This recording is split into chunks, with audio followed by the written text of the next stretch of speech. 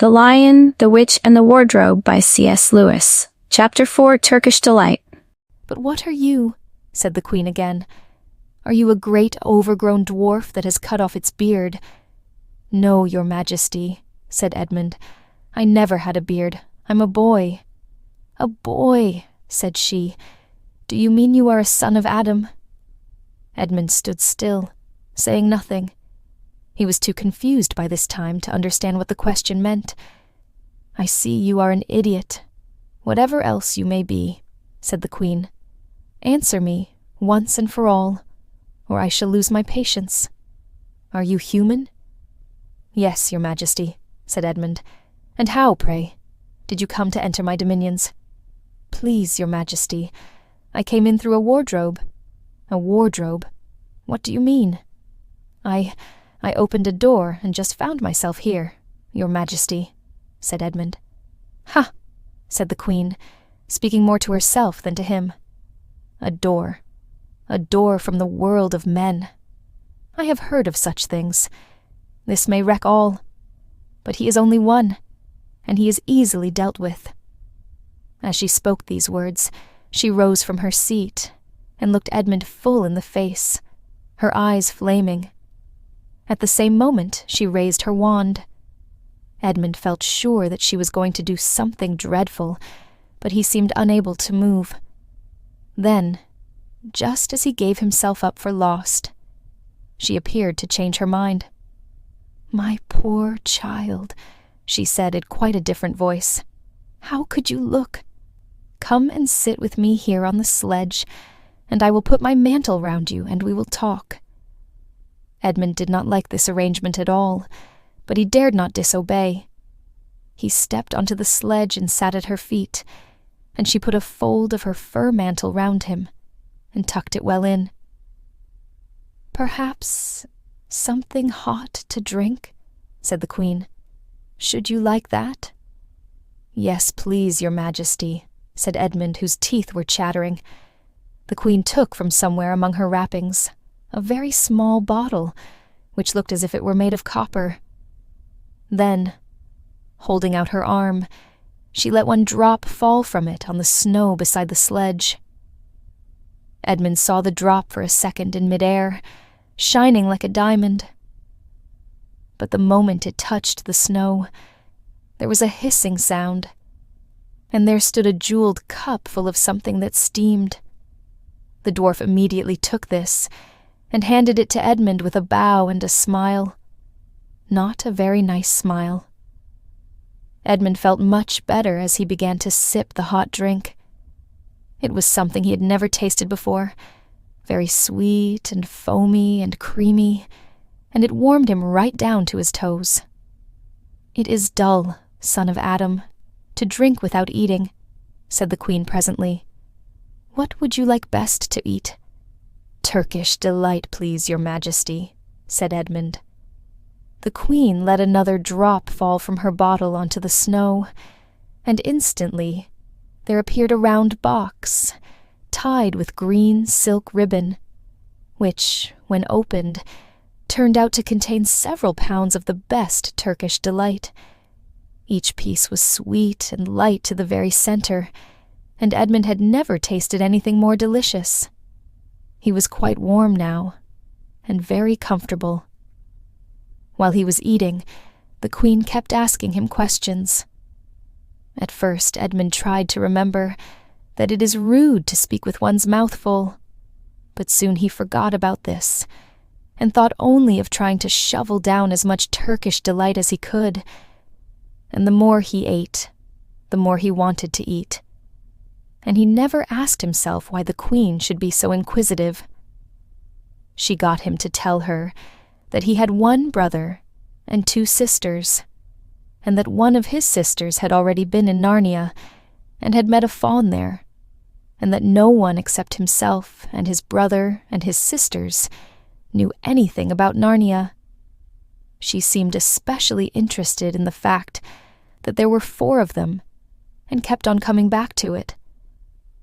"You are sure there are just 4 of you?" she asked.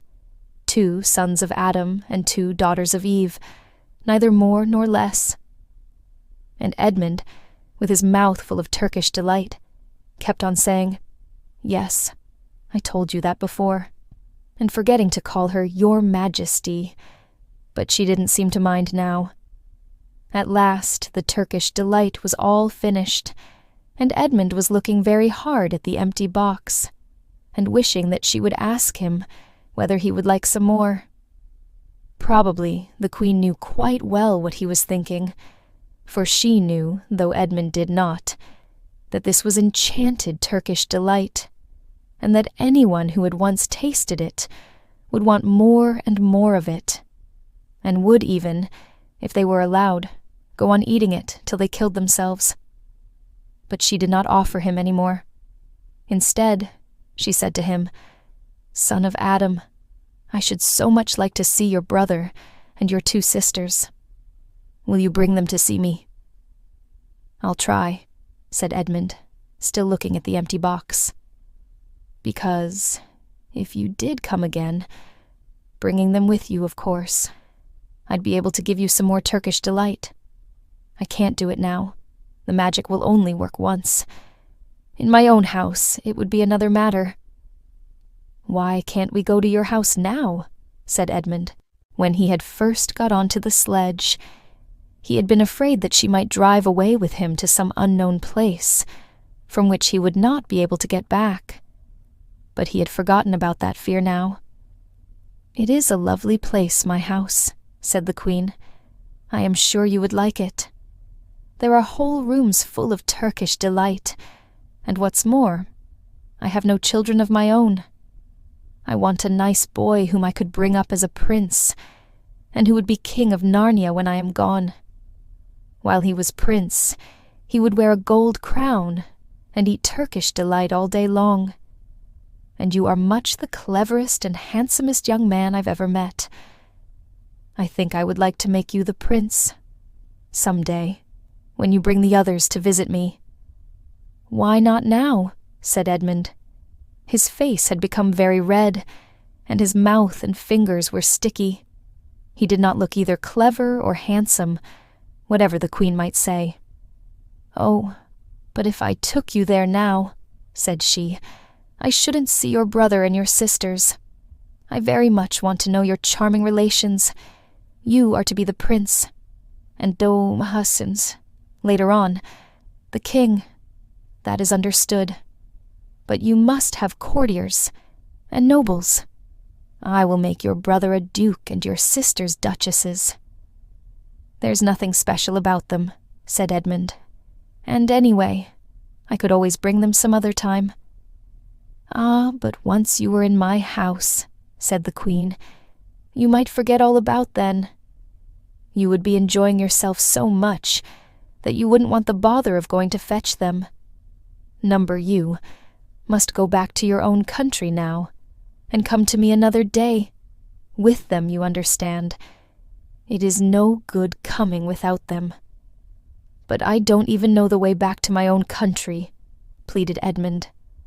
"That's easy," answered the Queen. "Do you see that lamp?" She pointed with her wand, and Edmund turned and saw the same lamp-post, under which Lucy had met the faun. "Straight on, beyond that, is the way to the world of men. And now, look the other way." Here she pointed in the opposite direction. "And tell me if you can see 2 little hills rising above the trees." "I think I can," said Edmund. "Well, my house is between those 2 hills. So next time you come, you have only to find the lamp-post and look for those 2 hills and walk through the wood till you reach my house. But remember, you must bring the others with you. I might have to be very angry with you if you came alone." "I'll do my best," said Edmund. "And, by the way," said the Queen, "you needn't tell them about me. It would be fun to keep it a secret between us 2, wouldn't it? Make it a surprise for them. Just bring them along to the 2 hills. A clever boy like you will easily think of some excuse for doing that, and when you come to my house, you could just say, 'Let's see who lives here,' or something like that. I am sure that would be best. If your sister has met one of the fauns, she may have heard strange stories about me. Nasty stories that might make her afraid to come to me. Fauns will say anything, you know.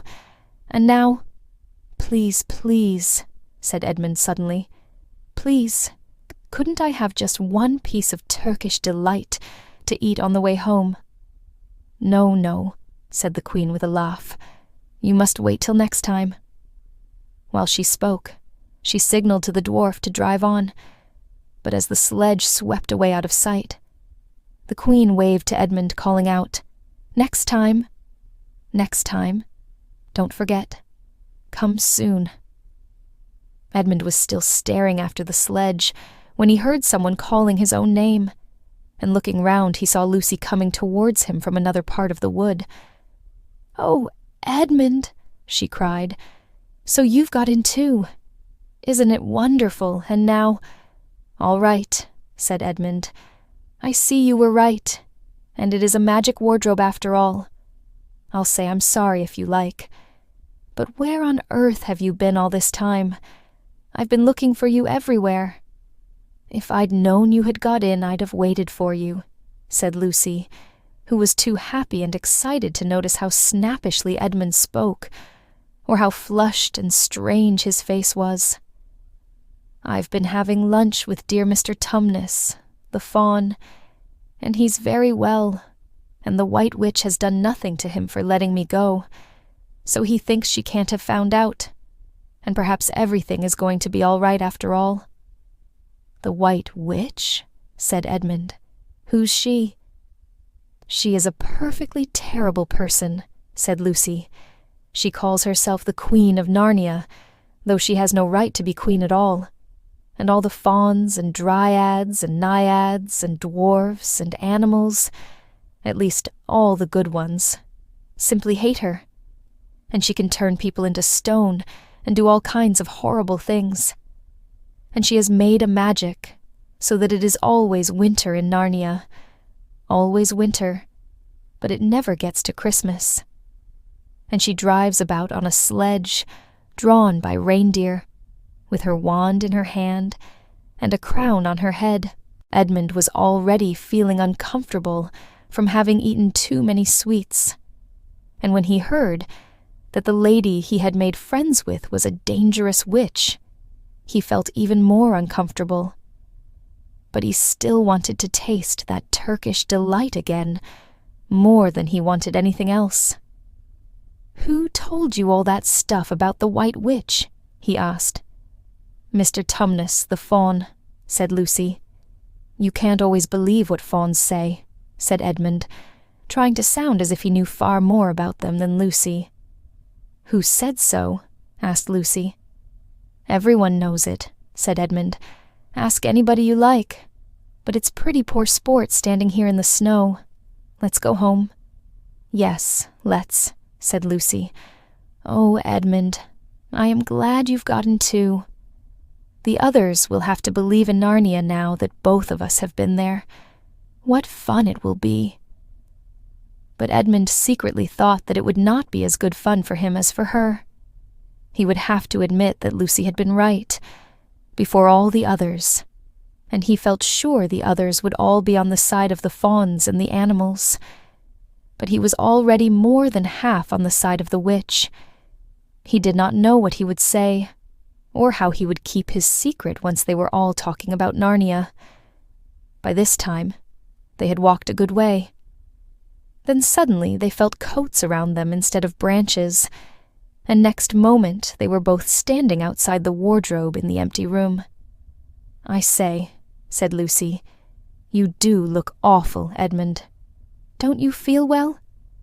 "I'm all right," said Edmund, but this was not true. He was feeling very sick. "Come on, then," said Lucy. "Let's find the others. What a lot we shall have to tell them. And what wonderful adventures we shall have now that we're all in it together." Now let's learn some new words and expressions from the story. Turkish Delight means a soft type of sweet, usually in the form of square pieces covered with powdered sugar. Dominion means control over a country or people. Example, Napoleon dreamed of achieving global dominion. Mantle means a piece of clothing without sleeves that was worn over other clothes. A layer of something that covers a surface. Example, a thick mantle of snow lay on the ground. Shovel means to move with a shovel. Example, would you give me a hand shoveling the snow away from the garage door? Enchant means to attract or please someone very much. Example, the audience was clearly enchanted by her performance. Good job today. Keep up the amazing effort. Every story takes you one step closer to mastering English. Don't forget to like, share, and subscribe for more fun and useful English lessons. See you in the next video.